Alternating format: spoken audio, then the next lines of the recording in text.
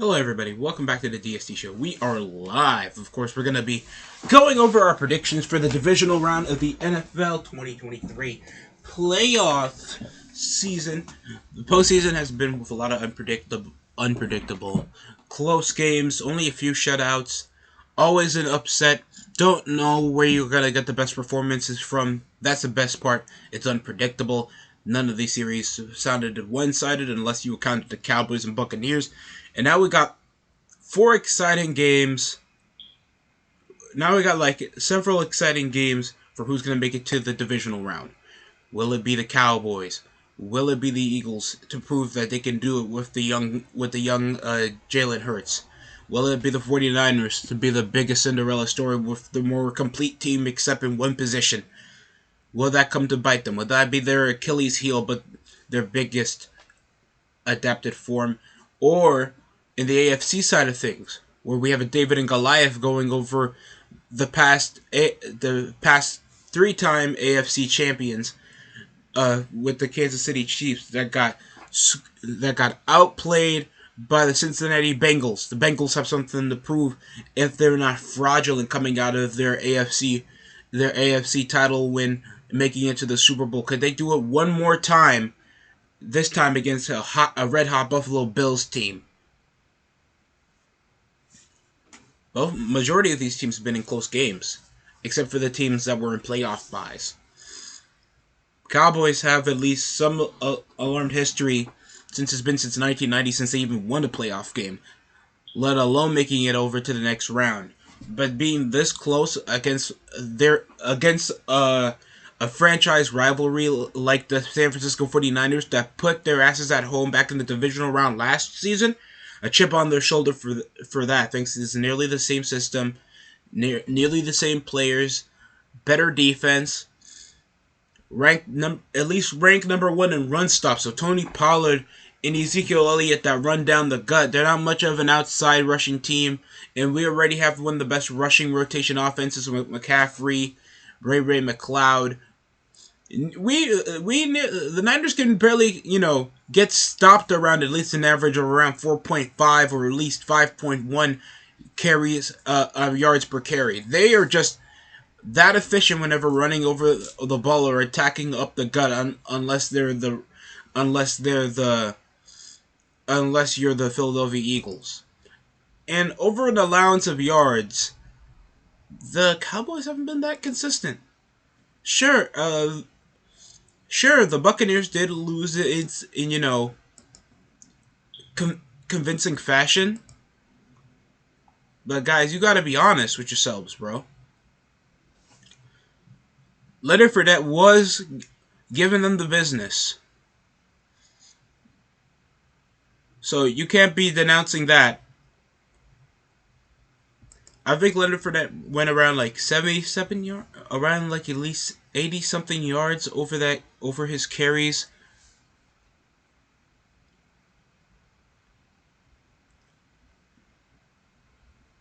He went over for 11 yards, while Rashad White was 41. So that's combined 52 yards, and it did make it over to the red zone a couple times. Over Brady's sacks and takeaways, he still got 351 passing yards over a majority of the possessions, and only threw one sack. But that was still a lot of yardage allowed over first downs to Mike Evans, except that drop pass over the deep ball.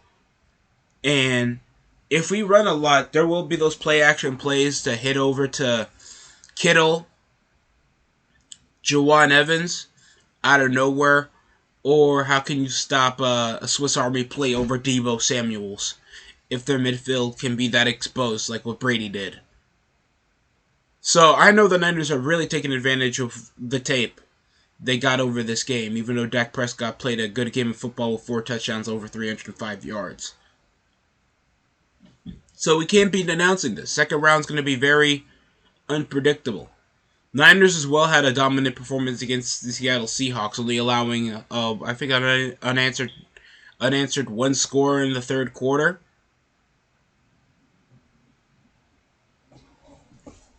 So most people would be pushing the Niners over this situation, or This is a different Cowboys team. We finally won a playoff game against a under 500 division leader with an aging mid 40-year-old quarterback starting, and still gave you near 400 total yardage, with the defense carrying majority of the time. CeeDee Lamb will be a threat. He's still one of the better sizey Alabama route runners on the team. Michael Gallup, we cannot let him get open. The offense is a bit more effective than the defense for the amount of blitzes they had over in the Buccaneers' shoddy offensive line, especially for the Niners' pass blocking. It's going to be more efficient, even though Purdy barely gets sacked or whenever he has time over in the pocket. Especially with the majority of options he has, there's even going to be like an issue with the Cowboys stopping their run. I think this could be a 1 point. This is going to be a 1 point game, or at least a 7-point game where the Cowboys need to come back. If this comes over a missed field goal, this won't surprise me. Mike McCarthy got a play call better than the last time they played against the Niners if they want to win. And that's only if the play calling is a bit better and there's no mistakes made. Now we got the Giants and the Philadelphia Eagles in the second round. This is going to be fun, I think. Over, the playoff bye. Oh, and I forgot to tell you guys. Cowboys haven't had a home game. They haven't been in A&T Stadium since they played off against the Houston Texans. That was December 11th of last year. And now this will be their 5th in a row road game, facing off against the San Francisco 49ers. Sure, they got some good victories on the way, but always having that home field advantage, and now you're facing off against an actual division leader that's actually one of the top teams in the NFL, doing the same stuff they can do even with their third string. Will this come back to bite them? I don't know. You tell me how you guys think. There's also a voting. There's polls on the community part, so go ahead and give me your opinion there. You can type it down in the comment section below. We also got the Philadelphia Eagles versus the Giants. Now the Eagles and the Giants divisional series, the Eagles are unbeaten. They've always won by a giant margin over their first meeting when they won by at least 3 touchdowns. And at least they closed out with a garbage time touchdown when they started Davis West, all because they wanted to sit Daniel Jones. That has a consistent completion rating. The receiving core was here to play. Secondary is going to be more concerning because could that be what the receiving core can do? We don't know what to expect over the Giants. Could the talent peak? Daniel Bellinger is obviously going to be a decent red zone threat. Sizey, elusive tight end to have around the field. Bradbury, ex-Giant, he got something to prove, especially knowing their receiving, knowing their play calling and knowing their routes. Since it hasn't been multiple years since he left the team over trades. And Richie James, inexperienced. Not Kadarius Toney, my fault. I keep forgetting he's not part of the team anymore. Isaiah Hodgins and Darius Slayton, inexperienced receivers over a veteran and physical defense. And at least the second most reasons why the Eagles has been so dominant over this season. But I have the Eagles still being frauds. Even with, the return of Jalen Hurts on the field, having at least a decent rushing percentage over majority of the season. Miles Sanders did go over 1,200 yards this season with 11 TDs. Hurts only 760 yards after only playing 15 games over the remainder of the season. I guess sitting him over, even though they still average the same amount of points without him when they were starting Gardner Minshew, of all people.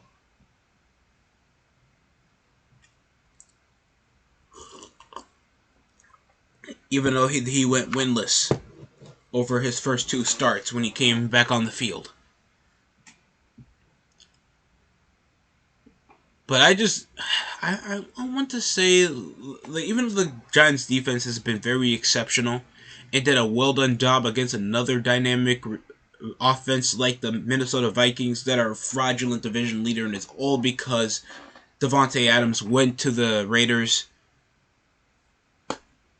If they can't stop A.J. Brown or Devontae Smith or Dallas Goedert, and I feel like the biggest threat is, of course, the tight end. If they can't stop at least the tight end over a majority of yardage, because you can let a receiver go over 80-something yards or 40-yard gains over in the first half and then shut out the rest of their receiving core and they can only score like 2 points.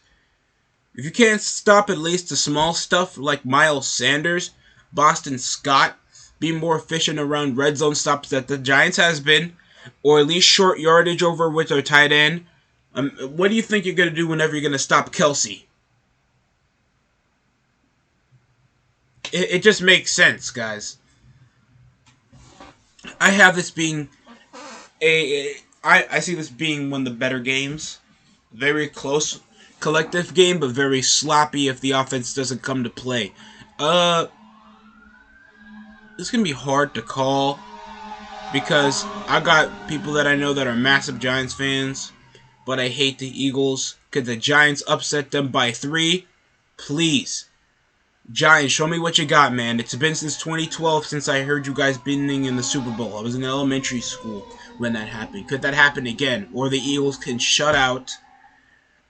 blow out this team that they already beaten twice over the season, get that chip out of their shoulder so they can go over to the NFC title game facing off against either the Niners or the Dallas Cowboys. I bet, having 2 NFC East teams with at least something to prove since 2017, the Cowboys that haven't made the Super Bowl since the 90s.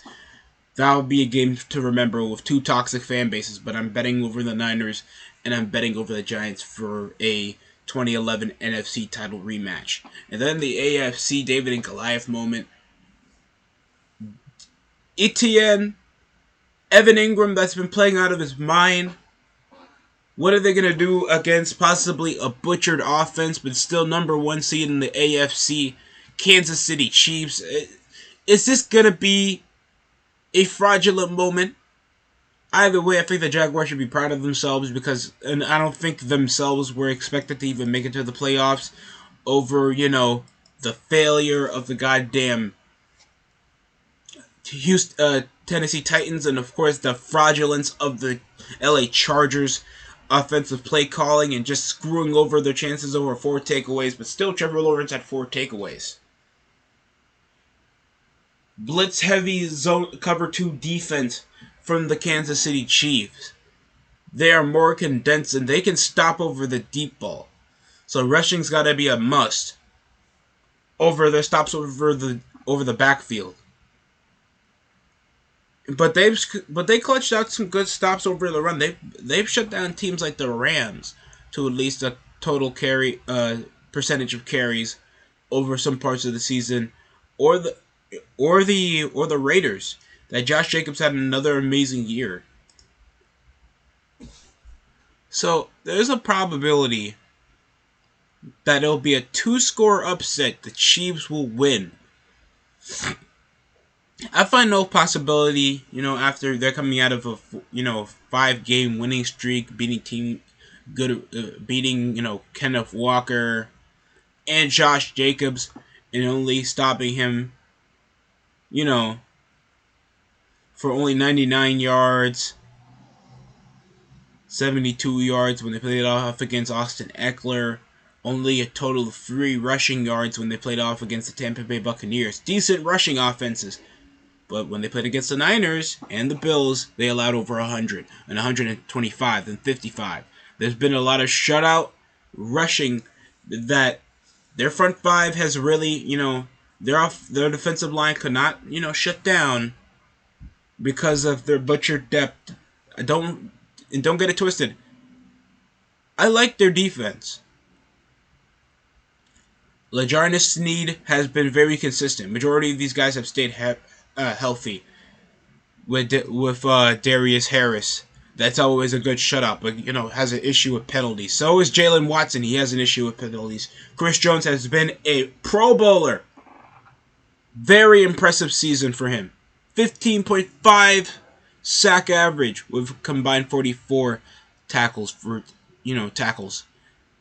And their backfield has been more effective whenever trying to shut out over that deep ball. So obviously rushing is going to be probably a must.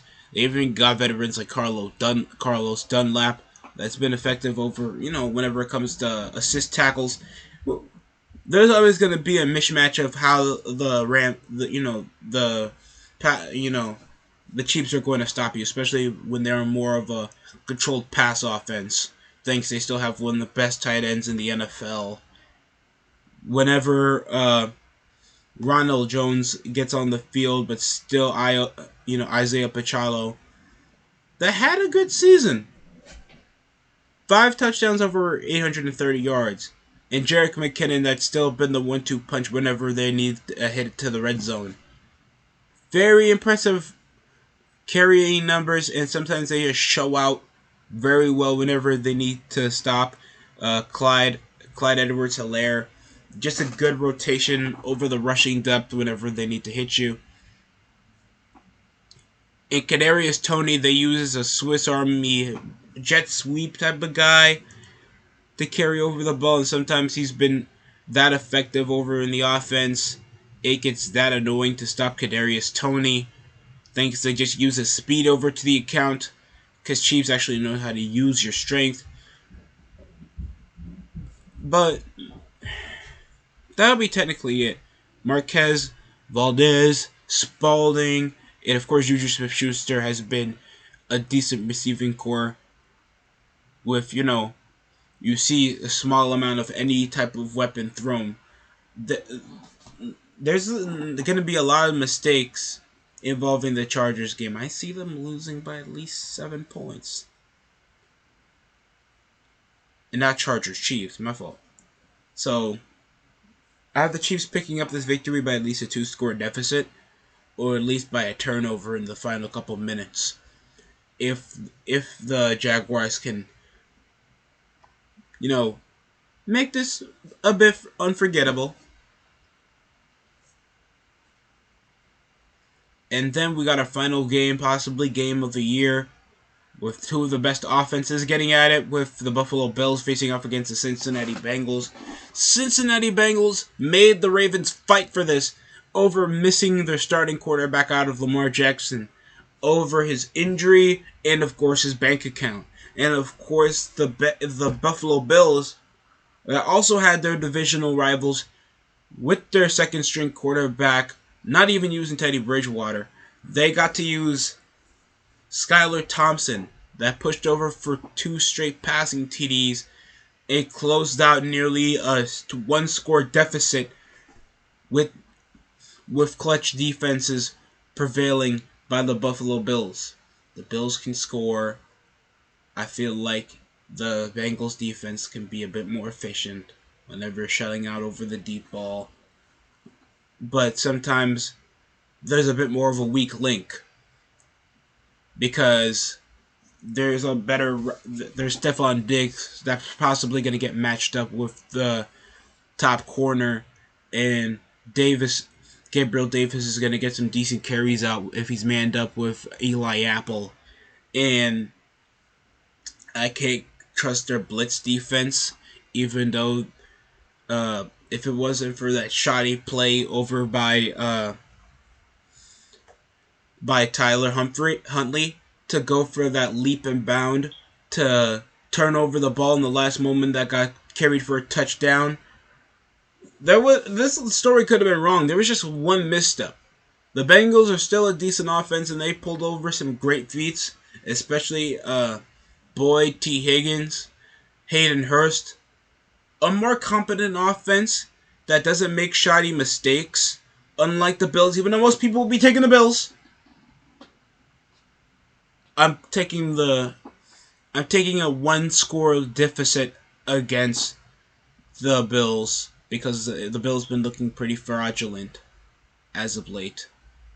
No disrespect, Bengals I feel like are a bit more up to the task and will clutch up whenever the defense comes to play. Cause I feel like Josh Allen be making too many rookie mistakes whenever carrying over to the ball, or at least when they have a major deficit.